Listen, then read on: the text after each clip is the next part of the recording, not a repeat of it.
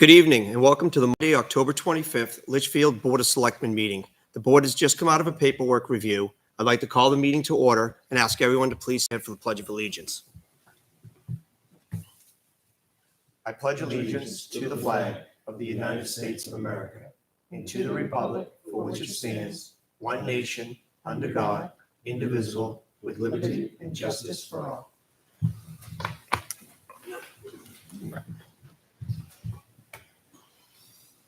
First item this evening is a review and approval of consent items. We have an account payroll manifest of October 19th, 2021 in the sum of $69,585.70 and October 26th, 2021 in the sum of $70,820.13. We have a payroll manifest of October 21st, 2021 in the sum of $65,045.02 and October 28th, 2021 in the sum of $65,759.82. We have the town clerk, tax collector, and treasurer September reconciliations. We have a purchase order approval for the Minuteman Security in the sum of $12,749.93. Are there any items members would like to have removed from consent? Hearing none, do we have a motion to approve? So move. We have a motion by Mr. LaSalle's. We have a second by Mr. Leary. All those in favor, Mr. Leary, Aye. Mr. LaSalle's, Aye. Mr. Lynch, Aye.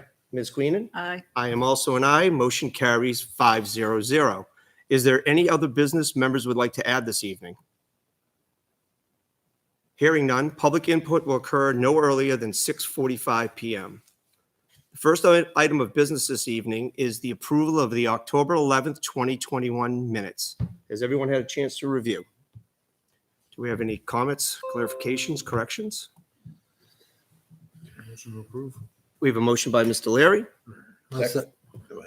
We have a second by Mr. Lynch. All those in favor, Mr. Leary, Aye. Mr. LaSalle's, Aye. Mr. Lynch, Aye. Ms. Queenan. Aye. I am also an aye. Motion carries 5-0.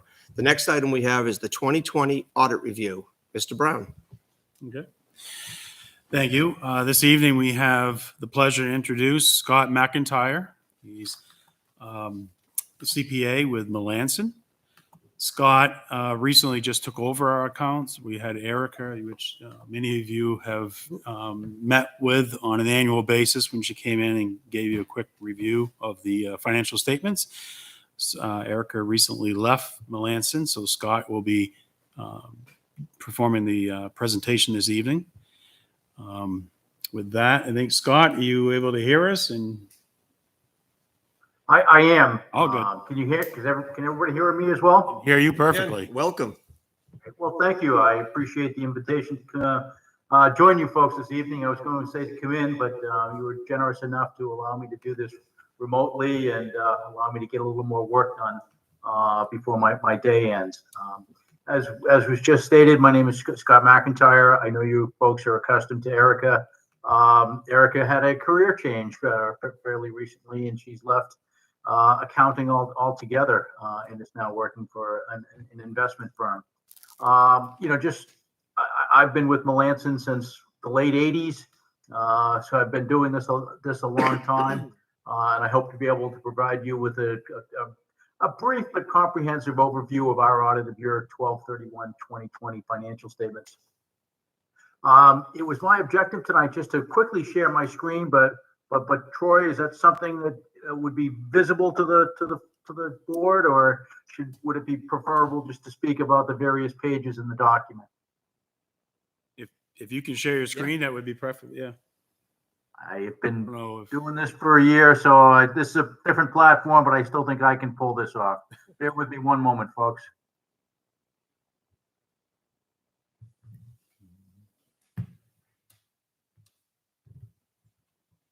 Now, it is tough for me to see if that is, if you're seeing the independent auditors report.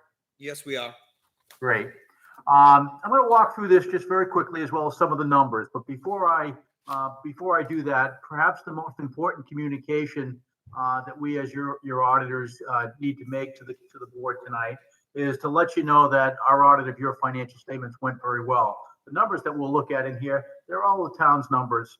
Our role as the outside auditors to come in and do some test work to make sure that you folks are performing your key reconciliations on a regular and timely basis.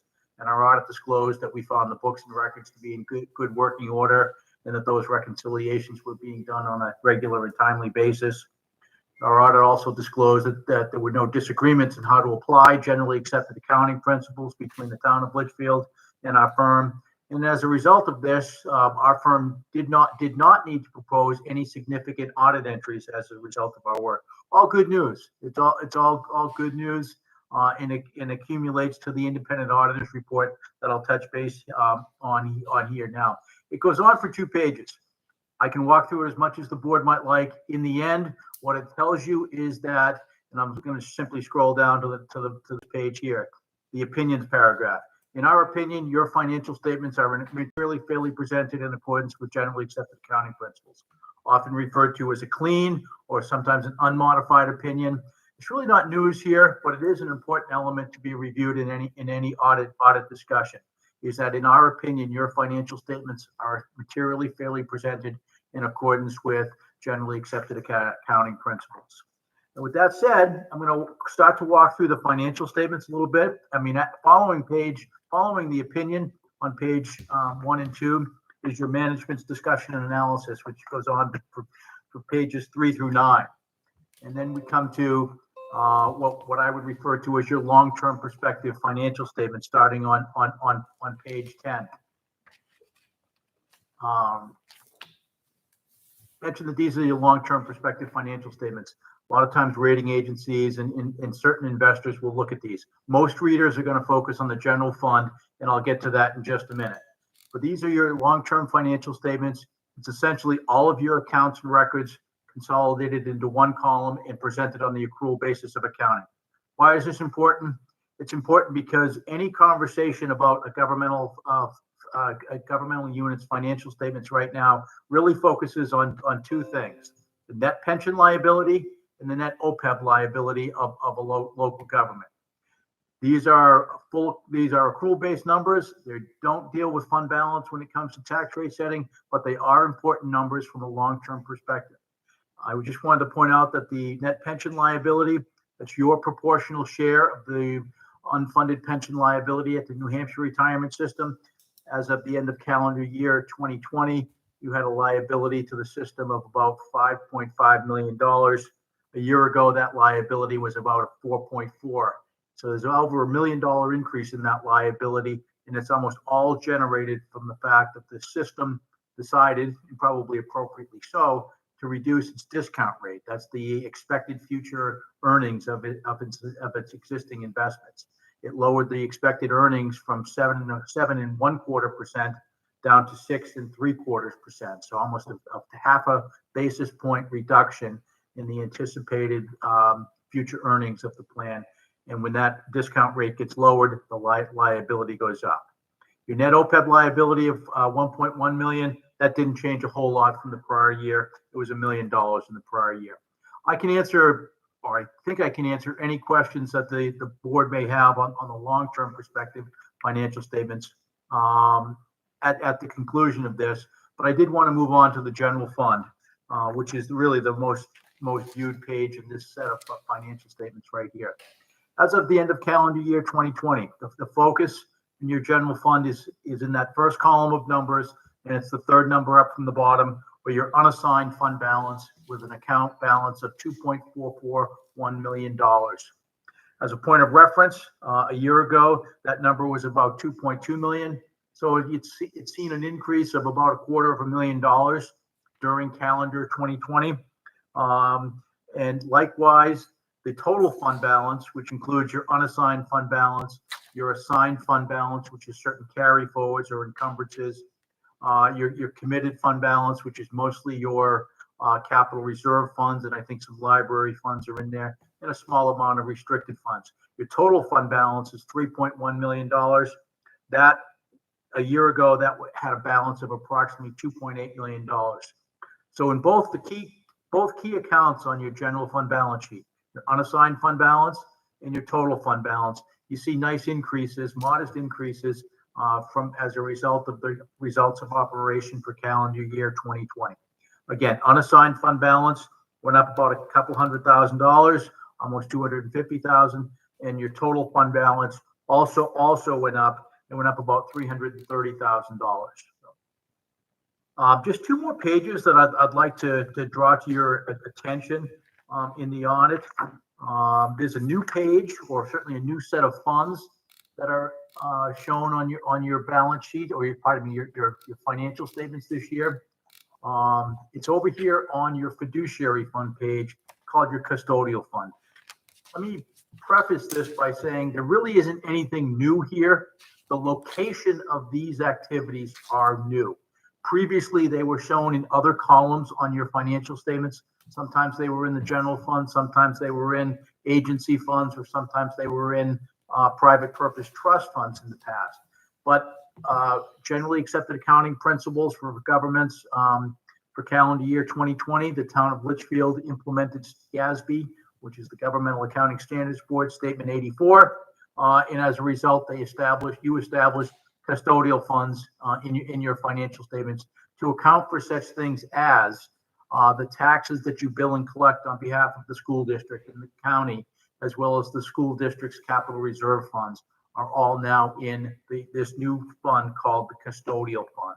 So, and the last page that I would like to turn your attention to, I believe it is on page 43 of the document, or 46 of the PDF, is the budget and actual comparative statement.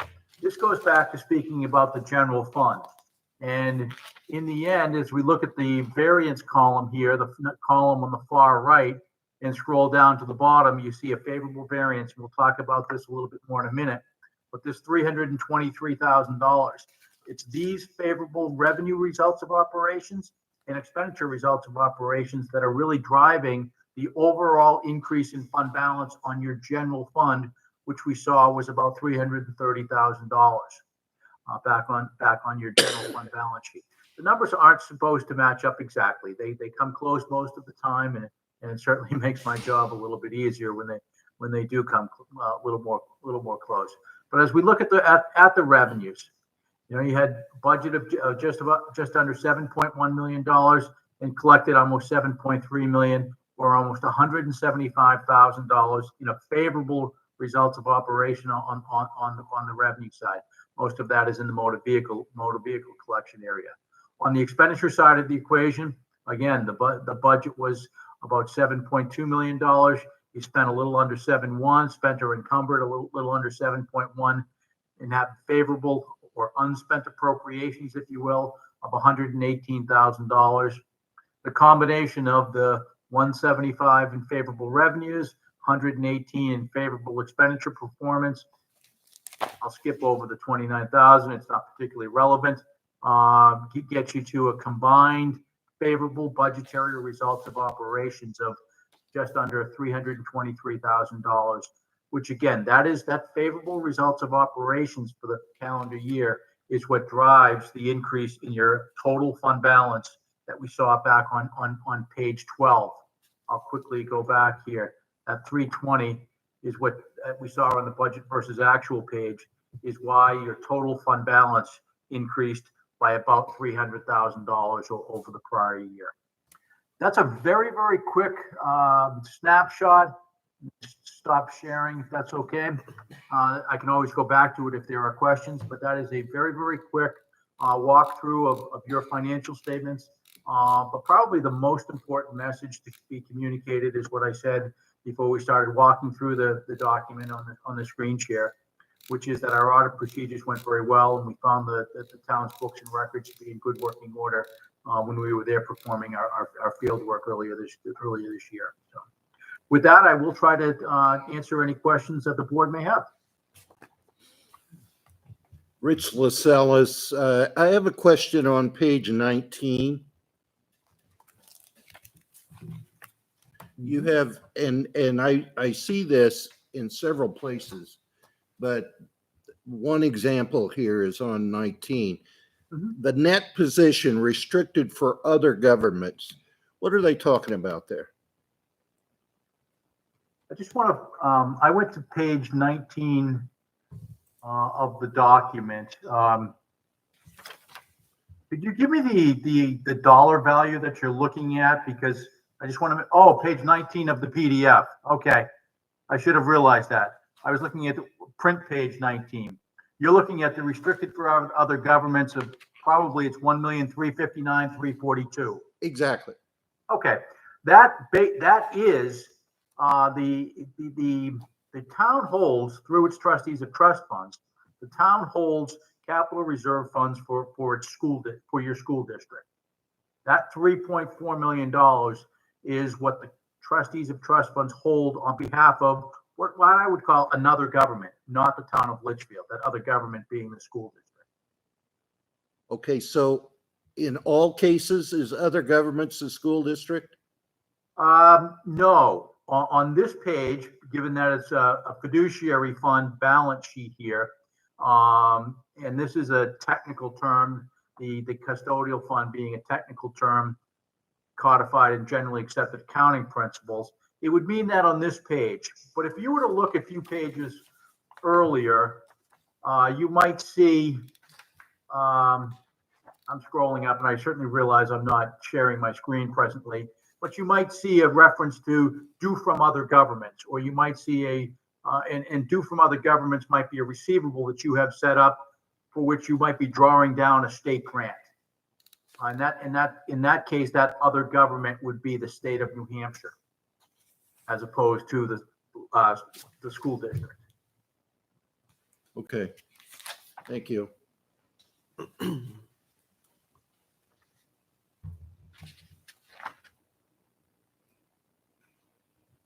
Any other comments or questions?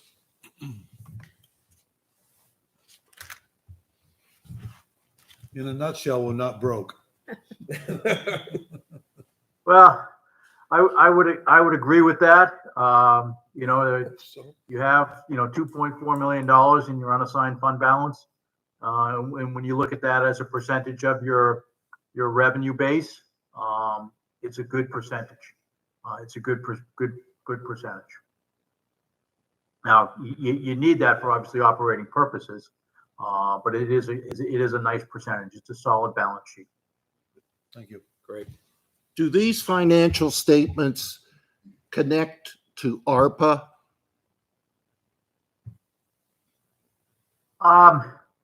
Connect to ARPA. Let me tell you what my question is. Yeah. We got a whole bunch of money from the federal government because we supposedly didn't get as much money as we thought we were going to get. But your financial statements tell us we got more than we thought we were going to get. So is the federal government going to come back and say, oh, Litchfield, you got more money than you thought you were going to get, so you owe us you owe us that money back? You see what I'm saying? I do, and I, with respect to ARPA, I do not think that is going to happen. Those allocations are made by the United States Treasury and assisted through the state of New Hampshire. And it is not based on the fact that you have, I'm referring back to one page in the audit, the unassigned fund balance. The allocation of ARPA monies to the town of Litchfield is made without regard for what you might have in your unassigned fund balance of $2.4 million. So the Treasury Department is not going to come to Litchfield looking for some of the ARPA money to come back. Are we taping this? Well, I'm sure you are. I'm sure you are. There are four, with respect to ARPA, there are basically four categories of eligible uses of those dollars. So now, as the recipient of ARPA money, you are bound to use those monies within one of the four main criteria. That gets a little more broad than the four that I'm specifically talking about. But as the recipient of that money, when you accept that money, you are basically providing the Treasury Department the assurance that you're going to use it in accordance with one of those four main criteria. And you will be required to report on that when or if you do spend the money. Okay, as long as we have you on tape, that's all.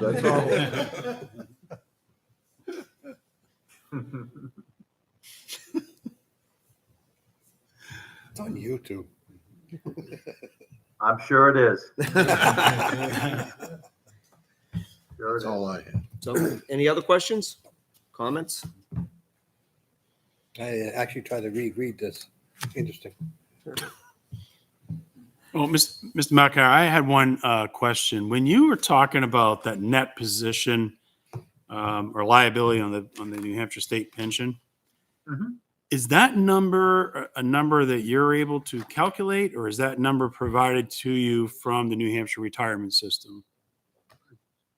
Great question. It's not one that we calculate at all. It is provided, it is an audited number. It is provided by the state of the New Hampshire retirement system. And as a cost sharing multiple employer plan, the auditors for the New Hampshire retirement system are required to, and they do a number of procedures on that to test the proportional share allocations to Litchfield and every other government in the state of New Hampshire. So it is not something that we estimate at all. It is done by the state of New Hampshire and audited, pardon me, I said state of New Hampshire, meant the retirement system, in the plan's auditors audit that allocation schedule. So the related liability that I spoke to, and there's a number of other accounts on the balance sheet that I didn't specifically get into, such as deferred inflows of resources and deferred outflows of resources. All of those are provided to, I'll say us as your auditors, but they're also provided to you as the town, because they are really your numbers. Thank you. Welcome.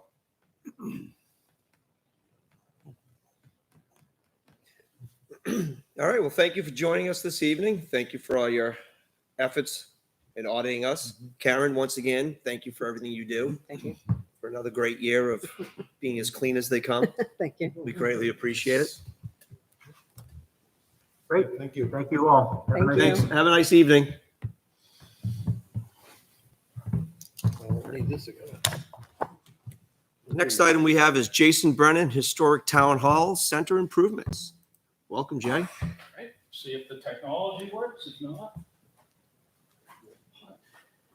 There's another one. Thank you. Hell, you got over there. You just took over our TV just like that. Well, He did. It was easy. Look at it. okay, good. Thank you for having me. I want to talk about ideas on improving the aesthetics of Old Town Hall.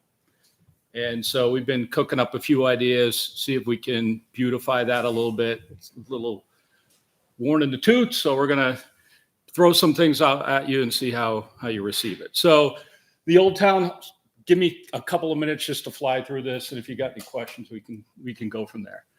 So the Old Town Hall grounds are looking a little drab, could use a little more green space. The landscaping needs some work, and the site could use a little bit of cleanup. So in short, we want to try to go from Town Hall looking, as an analogy, like this, to looking like this. That's Litchfield Phenom Pizzalitis, by the way. Shout out at you. Did a little bit of research The guy on. on the left had more hair. Yeah, that is true. Did a little bit of research on the Old Town Center, and you can kind of see the big old trees here. You can see the old granite posts, so kind of look kind of cool back in the old days. There's another picture of the Old Town Hall right there with a really kind of clean design. And so we're trying to see if we can revive it a little bit. So existing conditions, this is essentially what you have right now. And these are opinions, but my opinion, you got this ugly hump right here. You got a lot of pavement that nobody parks in anymore. You've got random stones laying out there. You got dead grass. You got limited green space, and you got a bunch of crummy dead trees that we probably need to chop down. And so based on this, I think we've got 3 options to improve the site. There's probably some other out there, but just thinking off the top of our heads, we got 3 options to improve the site. Option number 1 is leave it as is and make minor landscaping changes by reducing, the big old hump there, getting rid of those rocks, getting rid of those trees, and kind of, reviving the place and just keeping it in its existing state, essentially cleaning it up as is. Option number 2, if you kind of focus on the town hall building, would be to get rid of some of the pavement and tear up about a 12 by 60 section of pavement, which is 2 parking spots, remove the old trees, maybe add some new trees in there, and potentially even kind of frame it with like the granite that we put around 3A and Hillcrest. And I think that would kind of clean it up nice. And notice with this option that you've got the grass line is in line with the current grass that kind of extends out the side of the building. So it kind of lines up with that. Then option number 3, if you focus on town hall as well, would be to expand that even more, which would involve removing a 30 by 60 foot section of pavement, would probably get rid of about 5 or 6 parking spots. And again, the same thing, removing the decayed trees, adding some new trees in there, getting rid of those stones, and then maybe again framing it with the granite. So those are the 3 options. And if you to take a look at some of the overhead shots, just so that you can see it from a couple of different angles, there's option 1. That's the existing conditions right now. Option 2, which is the 12 foot by 60 foot, would really only be removing that. And option 3 would be removing that right there. Same thing, direct overhead shot. There's town hall. Option 1, option 2, getting rid of a few parking spots. Then option 3 right there. Big question might be, how does this affect parking? If you look down here, there are 40 current parking spaces there right now. We counted them. There's actually spots for a lot more parking. Worst case scenario, if we could actually make this happen, you would probably be removing these 5 spots. These 5 from 14, 15, 16, 17, and 18. So a couple tidbits. We talked to the Historic Society. Actually, we had several conversations about this. They support this. They think that could use a little bit of help out there. Might be something that we could do by next spring. And I'm hopeful that we can do this with all volunteer activities at no cost to the taxpayer. We might need guys from Highway to come down and remove some stuff here and there, but hopefully no funds from the taxpayer. So my question to you is, what do you think? Do you I like it. Do you have any plans for across the street, as far as maybe putting some of those granite posts across the street? Yeah, through the Conservation Commission, and Kevin and Matt are here, we had a vote several months ago where we're going to start to clean up directly across the street from the fire station. And I don't know if you noticed, but started to do that over the last weekend. Yeah. And so hopefully that will be opened up a little bit more, because Kevin wants to see the river. That'll be opened up a little bit more. I started it. Yeah, so do I. And will be easily accessible. And if we do that, then maybe we could run some of those granite posts as well. Where those ruins are, you know, the ruins that I'm talking about. Yep. If we had some of those granite posts around those ruins and maybe had some sort of a signpost or something. Absolutely doable and easy. I think it's come a long way from where it was. And I think it's a gem, but you know, there's a couple of things that would make it even better, you know? I agree. You got the stone across the street. You're gonna work on that area. There's a foundation right next to that. That's hidden there. Yeah, there might be some stuff in that foundation. I'd be careful there. Oh, no, I'm talking about, I know we can mow a little bit behind it more. It's just getting in the brush. All it is, not just brush. I saw you out there with the brush hog. It's a good machine for tall grass. Some of the stuff you were in, you were having fun with. Mm-hmm. Like, I saw it. It was a workout. Yes, it was. Yeah. At the Historical Society, Stephen went over Dr. Caldwell went over the 3 options, and everybody liked 3. Doesn't mean it's going to happen, but I'm just saying everybody enjoy, looking at that. They There like is- the 3? They like number 3. And across the street, there's going to be a survey happening over there, so we can't really put fence or anything up yet until it's done. Light cleaning is the term that's being used. You have Light to leave that cleaning, no site digging, no undisturbed. disturbing, just Right. cutting what's there. Are you talking about the graves? No, we don't want to shift anything around. We don't want to get like a bulldozer out there and start plowing things up. We want to take the Rustic brush hog grounds. and just clean it. Probably shouldn't have said anything about graves. Yeah. No, that But would- let the survey be done, because it's going to be done for the town as well as any natives that were here before. So it's a dual site. But yeah, no, they were really excited about it. Is it ADA, is there a parking lot that's ADA accessible over there today? I don't know. I know it's kind of a rundown Yes, there parking is, lot. yeah. Where's the ADA? Is that for the church? Oh, that's in the Right there. back. And the Okay. 2 handicapped are there. This would have to be readjusted to put a couple of handicap in this Okay. lane right there versus up top. You can add, but there's no parking where it's blocked off. You put a couple of parking spots there too. The shed's simple enough to move. I just want to make sure if he takes away the 5 spots. I don't know if any of those are ADA or not. No. These ones are handicapped. Okay, so you might Yeah, have to but do the something. walkway is over here to get to the ramp. That's right. So those would just be shifted over here Okay. and the people just, same thing. Yep. So it wouldn't have any effect on it. And so what we're looking for is just to see what the board thinks. And then if the board is favorable on it, we'll see if we can get together the people that could actually make this happen. Is there a crosswalk across? There is not. No. Do you think that would be good to have a crosswalk? Can you put one on 3A? Would have to go to DOT to The do that. DOT is going to accept it. Because if you're going to use that little place over there, the only place to park really is here. So you'd have to cross 3A. And the other thing is one of those historical signs from the state. Is that something that, that would probably be the Historical Society? Yeah, they'll get that after the survey. Oh, they're The looking into the that? big green one. Yes, You know, yes. swirls on the top, yeah. Because I understand this is the only remaining muster field or something like that. Yeah, they prepare you for war and send you off. What's that? They'd prepare you to fight for war and off you went. Yeah. So I could see that on a historical sign. That'll be all part of the survey they're doing. Yeah, the historical site. Site too. There's a sign there too. Yeah. It's in the hay.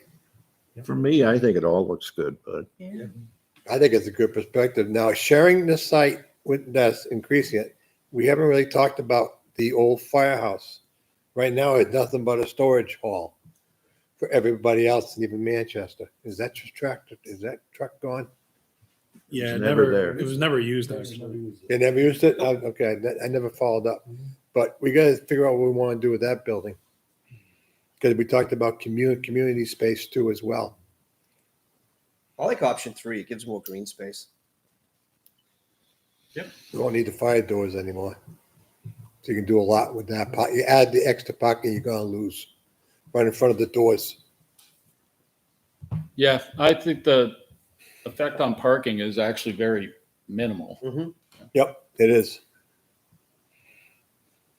Make the paint job look better. Yeah. somebody had to do something. That's all I have. I don't, I'm all for it. I like the idea on option 3. I would say it's good. I just stay in constant contact with the Historical Society, keep them in the loop and listen to their suggestions and work with them. You're just sprucing up that building for them. you do. Okay, do we have a motion? I moved to authorize Jason Brennan to make site improvements at the historic town hall parking lot and lawn to beautify the historic town center. We have a motion by Mr. Leary. Did you have that pre-written? Okay, you did. We have a second by Mr. LaSalle's. All those in favor, Mr. Leary, Aye. Mr. LaSalle's, Aye. Mr. Lynch, All right. Ms. Queenan. Aye. I am also an aye. Motion carries 500. Thank you. As always, Jay, thank you so much for everything you do. One Yeah. further, Fantastic. do we need to check with the church about the parking lot? No, No? because the church, oh, it belongs to the church parking there Yeah, is town land, okay, okay? okay. Yeah. Is there any part of Thank you, that parking Jason. lot that's owned by the church? No, no. Thank you Okay. very much. Thanks, Jay. Appreciate it. We share it and, well, we always have. It's just part of it, you know. Yeah. We're going to jump out of order here to help a few people get out earlier than sitting around listening to us. Next, we'll go to the appointment of Sam Terrell for alternate planning board member. Mr. Terrell, He's always wearing plaid. Welcome. He's got me. you can state your name and address, please. Hi, my name is Sam Terrell, and I live at 187 Charles Bancroft Highway in Litchfield. Okay, thank you. Mr. Brown.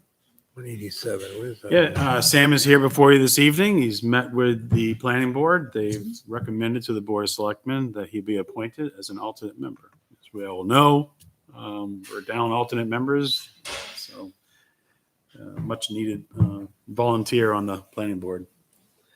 Thank you for your desire. Can you give us a little bit of your background? Yes, so I went to school at UMass Lowell for chemical and nuclear engineering.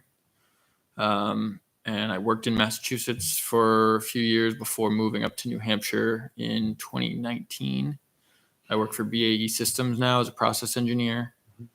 I moved to Litchfield a little under a year ago. And so I just like to get involved with the town and, volunteer my time. Great, appreciate it. Any comments or questions?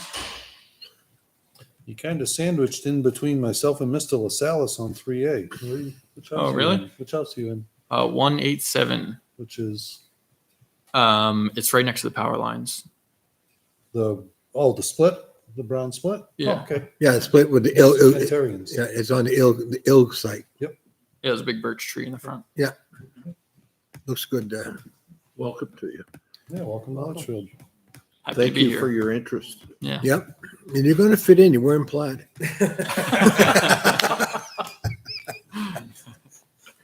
I can't.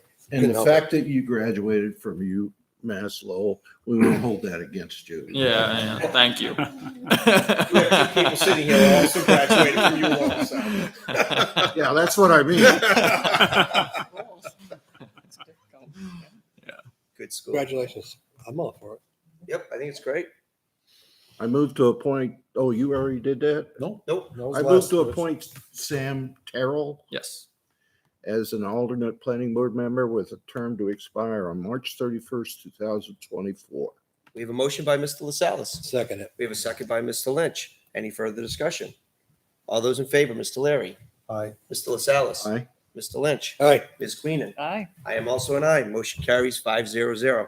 Thank you very much and welcome. Thank You you. live right across from him almost. We're on the other side of the power lines. In the hole. He has to get sworn in, right? Yeah, you have to get sworn in, so you'll have to go to Town see the clerk. town clerk, tax collector on tomorrow if you wanted to. Any day during normal hours, and she can swear you in. Great. And then you'll be good to go. They'll get you an email address, and you'll be one of us. For better or worse. I think now he's ready for the Tuesday meeting. That's right. Thanks. Thank you. Next, we have the appointment of Ralph Boehm for a member on the Nrpc commissioner. Member, alternate member. It's a member, right? Member. Member, yeah. yeah. This is alternate. Yeah, it was a typo. Cancel that. Kim corrected that today for me. Now, this one might be a little harder. Are you telling me it's not an alternate? No, this one's a full member. Michael Croto's the alternate. Yeah. We have a room for another. This is the position that Josh Smith, when he resigned from okay. the planning board, also resigned from this position. Okay. I have a question. Why? Well, one thing, I've been in town 45 years. I've been, for 22 of those years, I've been selectman, budget committee, school board, rec commission, and this is my 14th year as a state rep. And one of the things, and over those years when I was a selectman, I was heavily involved with the Nrpc and the Southeast regional center, which is something maybe we should look at, because I think what happens in Manchester and Londonderry impacts us more than what happens in Nashua. And that was when the airport was expanding and whatnot. So I was heavily involved with that. But also, too, being a state rep, I'd like to know what is going on in our region. So when they come up with the 5-year highway plan and whatnot, I might have some input. And like Kim had mentioned, there was other state reps as from other towns as commissioners. So, it's something that I've always been involved with the Nrpc. I remember one time we were trying to come up with a regional cable contract rather than every town negotiating, whatnot, and those kind of things. So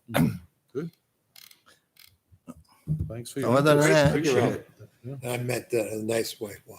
I move to appoint Ralph Boehm as a Nashua Regional Planning Commission member with a term to expire October 25th, 2025. We have a motion by Mr. LaSalle's. I'll second. We have a second by Ms. Queenan. Any further discussion? I saw your hand go up. I've been cut off all night. You gotta speak up, Kim. All those in favor, Mr. Larry, Aye. Mr. LaSalle's, Aye. Mr. Lynch. Aye. Ms. Queenan. Aye. I am also an aye. Motion carries 5-0-0. Thank you, Ralph. Greatly Thank you. appreciate it. You know the drill. yeah. Yeah. Going sworn in. Come see When's Terry. the tax rate coming? So Ralph, I'm going to have to update the appointment form, and I'll reach out to you and let you know when we have it signed. Okay, no problem. So we had it down as an alternate. Yeah. Apologize for that. Oh, okay. He's local. I'm not saying. my email I know. Thanks, Ralph. Yes, thank you, sir. Thanks, Ralph. Well, We have Matt here, so we'll jump again to the old election trailer assigned to the Conservation Commission. Mr. Brown, you jumping around. just trying to help people. Old election. Oh, there you go. There it Matt is. here. Matt is here. That's why I figured. I'll take the lead, and then Matt can answer any of your questions. But as you know, we have our town clerk Terry was able to get a grant last year, and she purchased a new trailer, which is a much better piece of equipment for storing all the equipment they have for the elections. So we have a surplus right now. We have the old trailer, and it's stored down there at the fire station. I had been talking to Matt about the possibility of using that to store a lot of their equipment. And I think they recently had a conversation, one of their meetings, and they wanted to get permission to be able to take the trailer ownership over it and put their equipment in it. They can use it for storage and transport to locations when they're doing, property maintenance work. So I think that's about it. Yeah. yeah. Perfectly good trailer just sitting there. So I figure might as well put it to good use. Does anybody have a truck that can pull it? I was At least one. I was telling Matt that, that if we know in advance, probably it's not a big problem for the highway department to move it to a certain location where they're going to be working for the weekend, Mhm. and then we can pick it up, Monday morning or whatever. Yeah. Just lock everything up and just leave it there. Chain it to a tree. Get a good chain and a good lock. I have no problem with this. This makes sense. Yeah, I think it's I make great. a motion, we transfer ownership to the Conservation Commission. We have a Second. motion by Mr. LaSalle's, a second by Mr. Lynch. Any more discussion? All those in favor, Mr. Larry, Aye. Mr. LaSalle's, Aye. Mr. Lynch, Aye. Ms. Queenan. Aye. I am also an aye. Motion carries 5-0-0. Enjoy your new toy. Yeah. Love hand-me-downs. I was going to say, you never get new ones, except weed whackers. So, well, you got off. Good night, of one. Matthew. I'm gonna put it on eBay. Next, we have the Pennachuck rate case update. Mr. Brown. Yeah, well, I know that the Board of Selectmen have met with legal counsel. I thought that we were going to be able to talk about this evening in public, but I've been advised by our legal counsel that they're still working on the settlement agreement. So that is not finalized yet.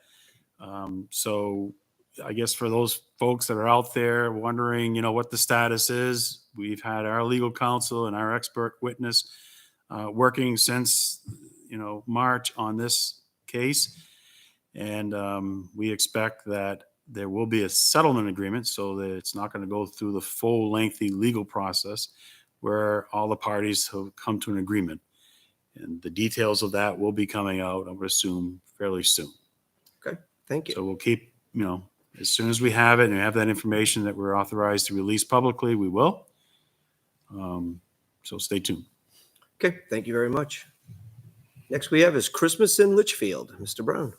This was on your agenda at your last meeting, and you had several questions. I reached out to the organizers, and you'll see in your portal here, I just cut and pasted the email response that I received today. One of the primary concerns I think the Board of Selectmen voiced was, how come we're not doing the Christmas in Litchfield down at Roy Memorial Park like it had been done, I guess, when it first started. And the answer is, as of right now, the group of volunteers that they have, they just don't have the manpower right now to really do what was done that year. It was a lot of volunteers and a lot of work went into it. With the COVID-19 pandemic, they're still down some volunteers. They don't think that promoting some of the vendors and the activities that went on inside Talon Hall is such a good idea. So they are still asking if they could use the municipal complex. Right now, they haven't nailed down the time, but they're thinking from 6 to 7:30 p.m. on Saturday, December the 4th. And, again, they're just trying to keep it kind of a small venue again this year. And maybe next year, they'll look at the Dara Pond facility again. Okay. So basically they worry about the health, and I understand that.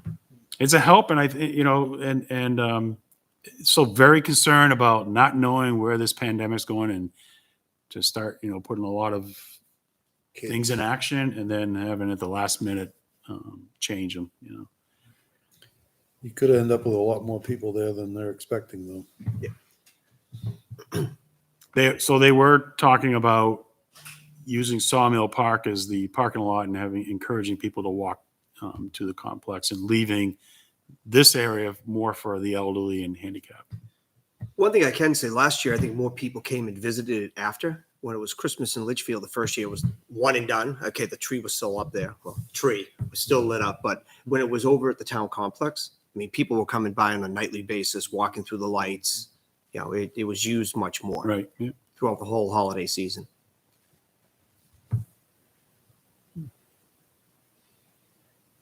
So I'm going to assume that the board is okay with this, and I'll let the committee to continue to, plan for it and work with our police and fire. And Okay.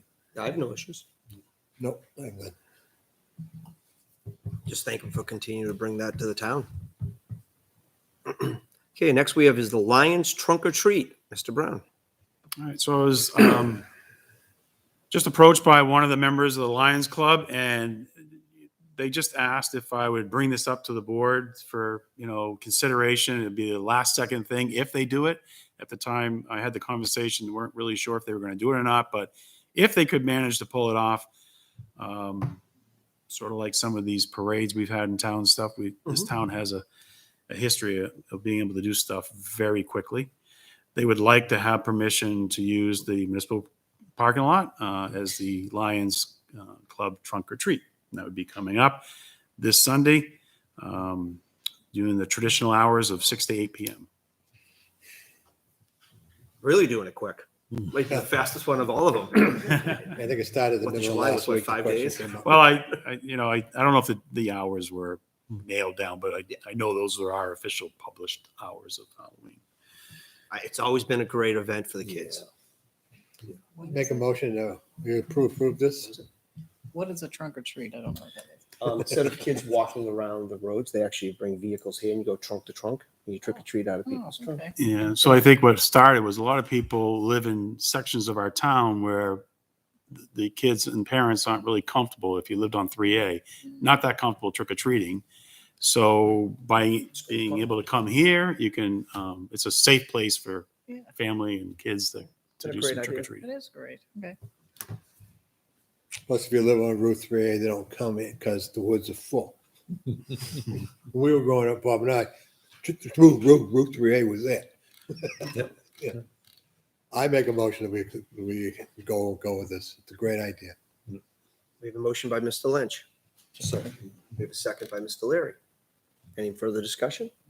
All those in favor, Mr. Leary, Aye. Mr. LaSalle's. Aye. Mr. Lynch, Aye. Ms. Queenan. Aye. I am also an aye. Motion carries 500. I get you the email today to remind you to do this tonight. Next we have is the budget Couldn't believe update. Mr. Brown and Mr. Leary. Oh, good. Good night, Jay. Appreciate it. Good night. Bye, Jay. Bye. Good night, Sam. Thank you By again. the way, you did good the other night. I think it went pretty well. Yeah, we had a really good budget session this year. Obviously, we're not done. We still have warrant articles to review and present to the budget committee. But overall, the exchange of information, the exchange of questions was very, very open. I think they were very pleased with the budget that was submitted by the Board of Selectmen and department heads. And I know the budget committee did a lot of work last year too, actually reducing a lot of lines. So I think it made their job a lot easier this year. Again, they're not done. There's still items that are out there. For example, the Rec Commission, we still don't have a contract for the field maintenance, and we're a little concerned about what that might be. But I wanted this evening at least give you an update on some information I've given the budget committee last Thursday on some of the items that were still unknown the last time we met. So we received all of our insurance policies. The unemployment actually just increased $196. Workers' compensation had no change, which is kind of a surprise because usually workers' comp is one of those insurance policies that tend to increase each year.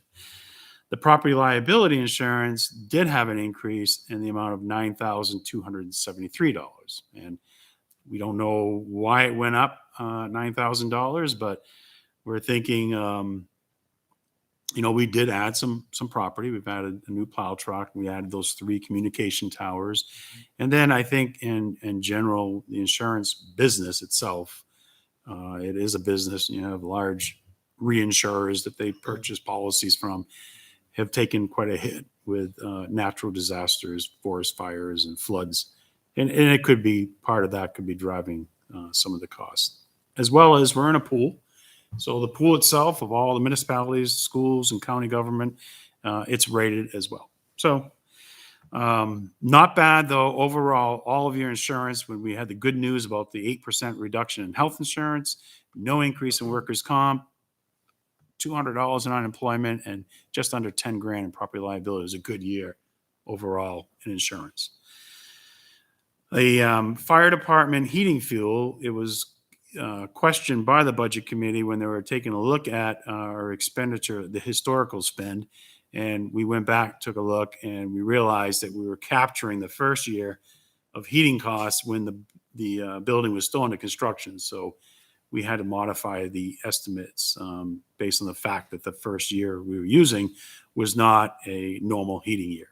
So that was adjusted, which resulted in a $3,900 decrease in the propane cost for the fire. Library, with some feedback from the budget committee, there was a couple software or some programs that they reduced, but primarily it was the health insurance changes that resulted in a $6,100 decrease for them.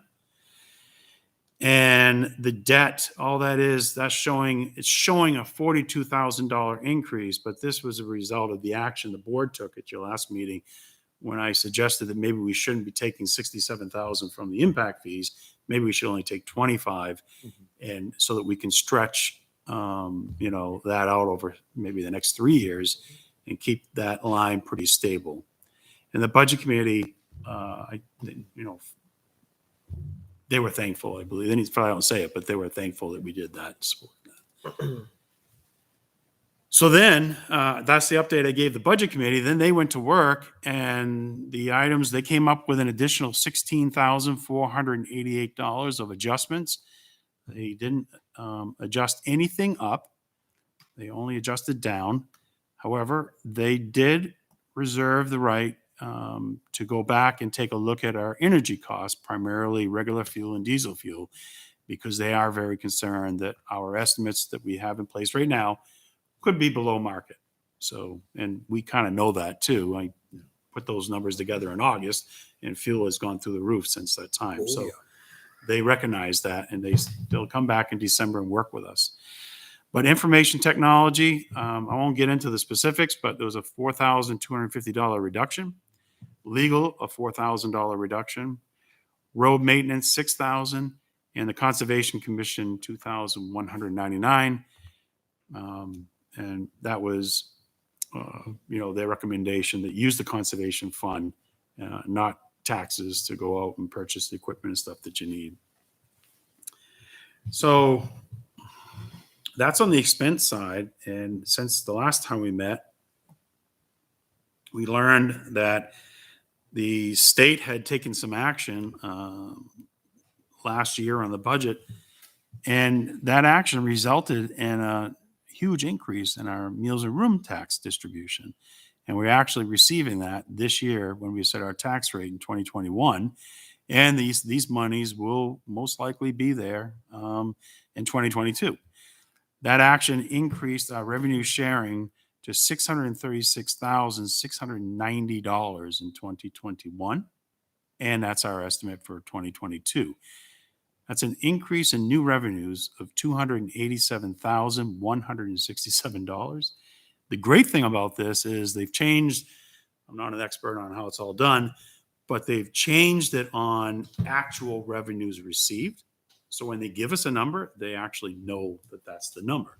Whereas the old methodology was a percentage of what their estimate was. And so their forecast may or may not ever come in. Nobody ever knew what the real number was. So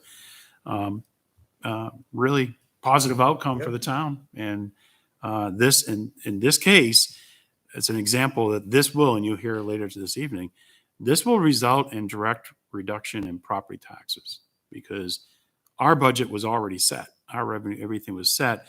And, this extra $287,000 goes to reduce the cost of running the town directly. So it's good news. Yeah, that's good, especially when we thought that was going to be down. Well, I remember, We were really sitting there, concerned about it. we were really concerned. Yeah. And all from the report we received, all revenue forecasts for 2022 are dead on. So the number we're using the same number for 2022, and they're very confident that that's will be the trend. That's fantastic. So as of right now, your tax cap, you are about $62,000 below the tax cap. Now, with that, we know we will have one warrant article that we talk about raising funding for the those nonprofit agencies, and and we'll have some other warrant articles that the board will discuss whether you want to use taxation or.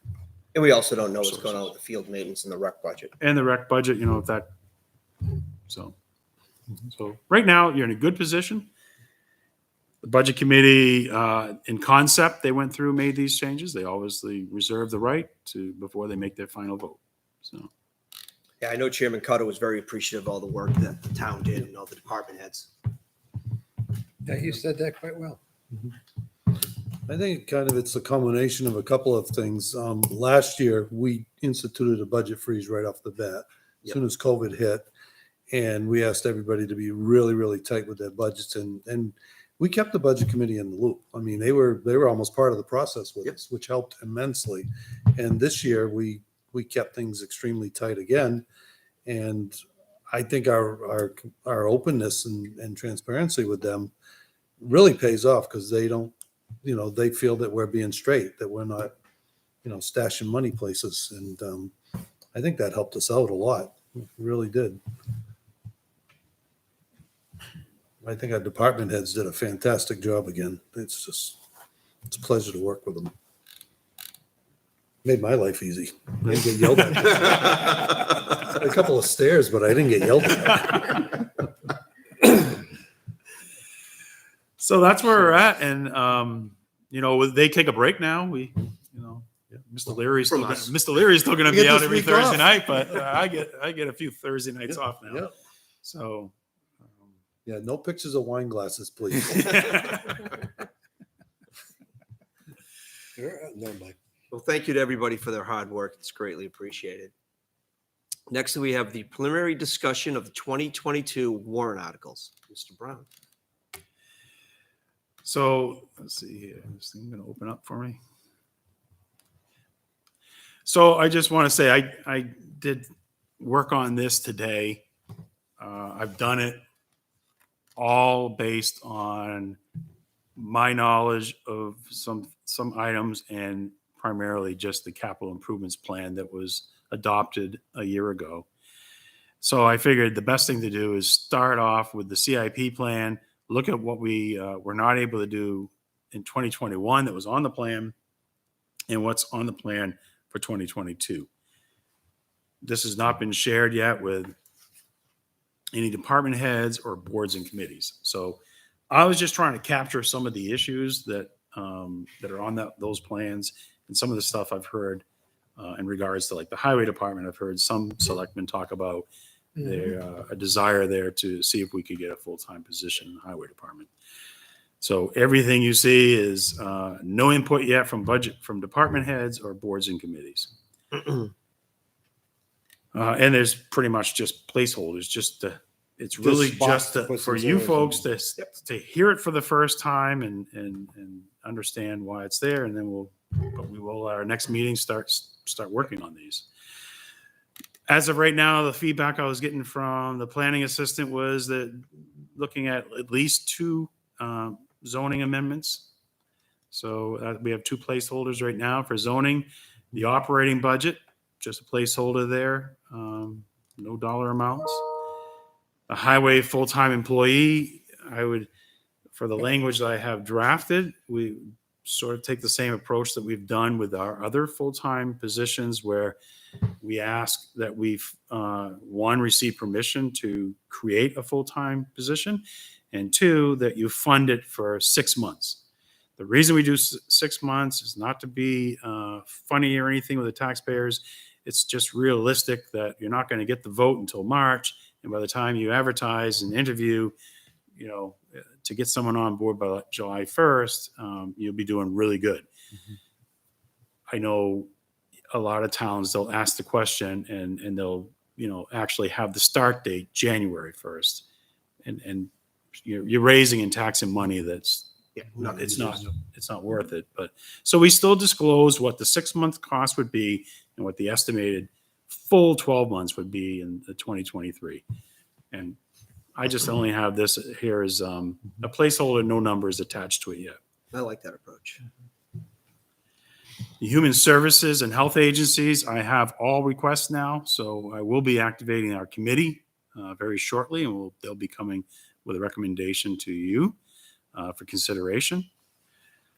Road improvements, we have in our capital improvement plan, we had identified that we would raise above and beyond the highway block funds in amount of 200,000. We'd have an additional 200,000 each year up to 2026. The fire truck, just for, again, just to be clear, Placeholder. the reason that you see 2 is that the CIP plan that we currently have right now, it called for a tanker truck in year 2021 and then a fire engine in year 2022. And I know we've had discussions with the fire department about the possibility of merging the 2 trucks into one. But at the time the CIP was adopted, it was decided to keep them separate. And I'm sure we're going to be having a discussion with the fire department here soon. In the CIP, when we get together next, we're going to start pushing the whole thing out, the things that didn't pass, where it is, where are the new needs. We've already talked to the department head, so we'll be updating the CIP at the next meeting. But I think the message here is that you can see that there are two trucks here that are aging, and One of the comments that it wasn't just one, but some general comments from Budget Committee was not just fire department, but overall our fleet maintenance or fleet replacement program. There were some comments made that we need to make sure we are really focusing on this, because they really don't want to see the cost of maintenance increasing every year. They'd like to see more reliable, low maintenance vehicles. So that's that. We'll be meeting with the fire department to talk about that. The backhoe was an item that this board discussed at length last year, but it was a 2021 action item. It's a 2010 backhoe, and we were, at the time we put together the plan, we thought that it was a perfect time. It had a lot of value still left, where we could get a good trade-in value, get ourselves a new piece of equipment that's used 7 days a week, every day of the year, and have something that's warranted, very reliable. And like I said, I told the Budget Committee, it's like the backhoe is like the copying machine for the office staff. You couldn't operate. It's very difficult to operate without it. And then you have plow truck lease purchase. In 2021, we had one of the large plow trucks. It was a 2000 International. That this did not happen, where we'd replace that with what we call the medium duty truck, which is the Chevrolet 5500, and a plow truck to replace the 2003 Ford F-350. That is the red truck that the fire department gave the highway department. They did a little retrofit, and they've been using it for the last couple of years. But that was slated in 2022 to be replaced with a new Ford 550. And also in capital improvement plan for year 2022 is to replace the 2012 Ford F450 with a new F550. So the difference with these F350s and F450s going to a 550 is a heavier suspension. You carry more weight with the sand and the salt and the plow equipment. It's not the medium duty truck, that like the brand new white one that you just bought back to back. This is, I refer to them as 1 tons, but they've got the heavy duty suspension. And then in the capital improvement plan, we have the Roy Memorial Park parking lot improvements. And I got to reach out to the rec commission to see where they're at with that, but it's in the plan. Yeah, we've had no discussions about it. Yeah. And property revaluation expendable trust fund, which was created last year, and we funded it with $25,000. The plan is that we are going to, now that the fund's established, that each year we would fund it with $25,000, so that when we get to year 5, we do our reval, we'll have $100,000 set aside to take on that cost. And I am hopeful that we will use the unassigned fund balance to replenish or add to the fund, so that there will not be any new taxation costs. The Public Works Expendable Trust Fund, we currently have a balance in there of $20,843. And I think it might be time that we take a look at this year. And I think my goal is to see if we could get it at a level of $75,000, which we would use $55,000. Again, I'm suggesting that we use the unassigned fund balance to do that. The Technology and Communication Expendable Trust Fund has $38,000 currently. When we originally started the fund, we started it with $50,000. I'd like to see us cap it off and get it back to $50,000, so it's available and ready to go if something were to happen.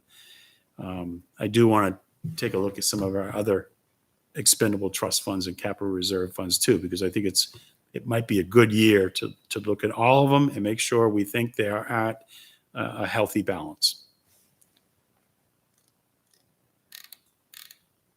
Thank you.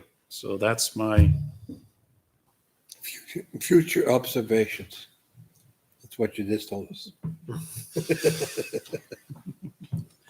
but I will this week, I will share this draft with the boards and committees and department heads and ask for their input. And So there'll be maybe some new items. And maybe there'll be some items with this, like you say, the rec commission, they may just want another year to really. And we do have a CIP meeting next Monday night, so and they'll be addressing a lot of these. Are we meeting Monday? No, capital improvement is. Just thinking of, we met so much recently. Feels that way, like every week. We got some meetings in the bank. Yeah. Maybe take December off. Get the warrant articles done and be good. We need to have these meetings tied up with a nice little bow. All right, thank you, Mr. Brown. Great people. Next, we have the resignation acceptance of Robert Fay. Mr. Brown. All right, I guess this resignation actually came in during our last meeting, and it got recorded in the meeting minutes, as our note taker reminded me today. I had forgot about that, so I officially wanted it on the agenda and to formally, have it as an acceptance. So, as we all know, Robert Fay submitted his resignation, and that will be effective on the 30th of this month. And he's been the LCTV program manager for a long time. It says since 1999. So a lot of volunteer time starting that program here in our community. And I don't have the history, but I'm going to assume that when they started, it was volunteer. And then eventually, they were being paid a little bit of money for their time and effort, but nothing substantial. So all the best to Mr. Fay, and I want to thank him. Yeah, thank you all very his much work. for everything. And it looks like he still wants to volunteer some time with some programming based off of his resignation letter. But definitely thank him for all his years of dedication to LCTV. As we probably all know, that Robert is a professional in the TV business. He's worked for, I think, Channel 7 for many years. And we were lucky to have him all these years doing what he's been doing. And it's too bad we couldn't, have something where he could have Ceremonial his career history. could have stayed here in Litchfield, but he's really done a He's done a nice superb job. job through the years. So do we have a motion to accept his resignation? Regretfully so moved. Motion by Mr. Larry, Second, second by Mr. LaSalle's. All those in favor, Mr. Larry, Aye. Mr. LaSalle's, aye. Mr. Lynch, Aye. Ms. Queenan. Aye. I am also an aye. Motion carries 5-0. Once again, thanks for everything, Rob. Yes, thank you. Since we had no other business this evening, it's the town administrator report. Mr. Brown. You want to do have we had public comment? Oh, yeah, we should do that. Seeing that it is 7:45, I'd like to open up for public input. Are there any members of the public that would like to provide input this evening? Seeing there's nobody online or in the room, we'll close public input and we will move on to town administrator report. Mr. Brown, All right. thank So you this for reminding me about that. Is this good news? this is good news, and it was very interesting because it all happened very quickly. The first thing this morning, received an email from the Department of Revenue Administration trying to schedule a time to talk about setting our tax rate. So it was pleasant to meet with our official that informed us that they would be moving on. They're being promoted from within, so they'll be taking over utility assessments and will be assigned a new person to work with going forward. But the bottom line with a big chunk of this is the revenue that we talked about through the meals and rooms tax. Our tax rate went from last year 1858 was the tax rate last year to 1844 this year, which ends up being a 14-cent decrease. And it's a good sized decrease for. When's the last time it went down? Do you know? I think it was 1960. It went down last year because of the reval, but after but prior to that, I'm sure it was a Probably the few last cents every reval. now and then. Yeah. Usually between revals, it doesn't go down. It doesn't go down, no. 1844 was a good year. That's what I said. That's what I said. That was, You were gonna go that low. So Karen will be working on finalizing the tax warrant. And we hope we'll get an email out to you folks. And if you come in and get that signed this week, then we'll turn it over to the tax collector, and the tax collector will work with her printing company and get the tax bills out. But the good thing is, we've had years where we're, kind of late in Christmas. the game, and our tax bills are due a couple days before Christmas. I think one year was after Christmas. So Nobody. likes this that year will be a Christmas pretty good timing. So yeah. Who came up with a Christmas tax bill? I hate that. Yes. I think even this year they're a little late. And that's all I have to report. Okay, thank you. Ms. Queenan. No selectmen reports. please. Planning board. We meet twice a month, the first and third Tuesday of the month. Next planning board meeting will be held on Tuesday, November 2nd, 2021, 7:00 PM here at the town hall. Planning board continues to work on Litchfield's permitted land use laws. We're currently focusing on all 5 of the Litchfield commercial regions to review what's allowed for structures and buildings in those areas. Northern commercial next to the river on the northern part, northern commercial industrial, southern commercial over on the riverside, southern commercial industrial where the circumferential highway was going to go, and the highway commercial district on Route 102. What we're doing on those 5 commercial lots, we're looking at anything that has to do with data warehousing, and we're looking at permitted uses in those regions. We're basically looking at size limitations to see if we can maybe not have an Amazon situation like Hudson had.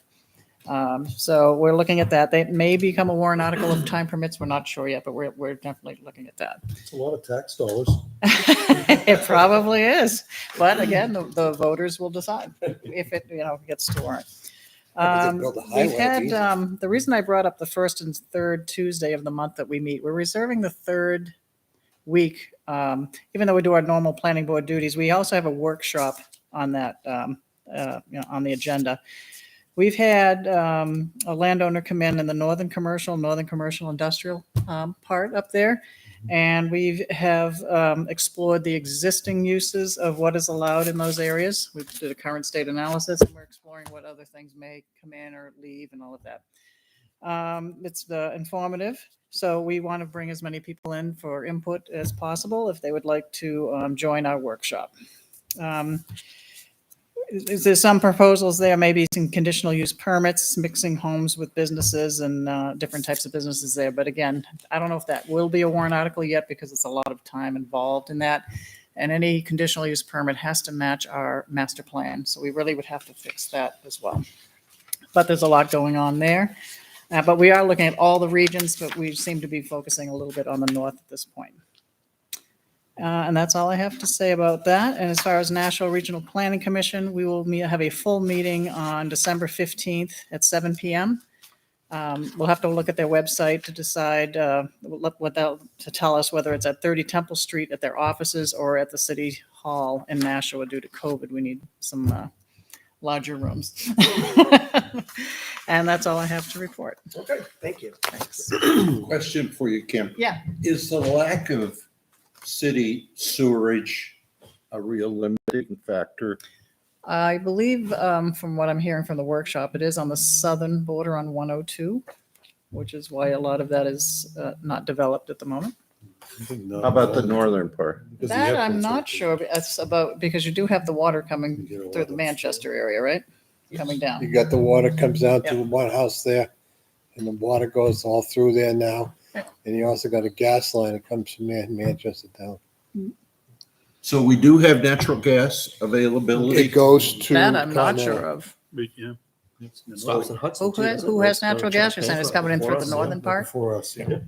I did not know But- that. But with respect to Pay all the sewerage, taxes. there's no town sewerage, is there? I don't want. Where's the closest? Is it Manchester?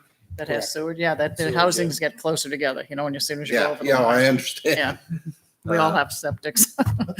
Too, I think. I think so. But that is a Got the town line. infrastructure that has to be looked at if there's going to be more, development going on. And you gotta deal with Manchester, if you want that, and that's a whole different study that has to be done. We need pumps. Right now, we got Derry, which comes down Corning Road, and that's the discharge only into the river. And that goes across Temple Drive. I'll just say it goes to the end of Temple Drive and discharges in. But that's treated waste from Derry. Manchester, it comes almost to the town line. The curve on Route 3A there, I think it stops right about there. It doesn't cross the brook. And then there's a little bit in the woods off Pine Street, but it comes from the backside of the development off Litchfield Road. So it's in the middle of nowhere. But it's all downhill. Think about it. Got to be pumped back up. All right, from emergency management team, we're not in session, which is a very good thing. Recreation Commission, we have a meeting tomorrow evening. School Facility Improvement Committee, they're starting the GMS town discussion. Yeah, I Several saw of that. them over the next couple months, and what we as a town feel we should do with the GMS. Mhm. Capital Improvement Committee, we have a meeting next Monday evening. That's all I have. Mr. Leary. Budget committee off this week. You heard the wrap up of the town business earlier. We start school next week. Fun times. Fun times. Mr. Lynch. Conservation, we haven't met since the last time we spoke. So I think you heard things what's going on here between Jason and a few other people in this town. There's a lot of extra time on the hands, and I appreciate it. Mr. LaSalle. Heritage Commission, unfortunately, I was not able to go to the meeting, which was last Tuesday.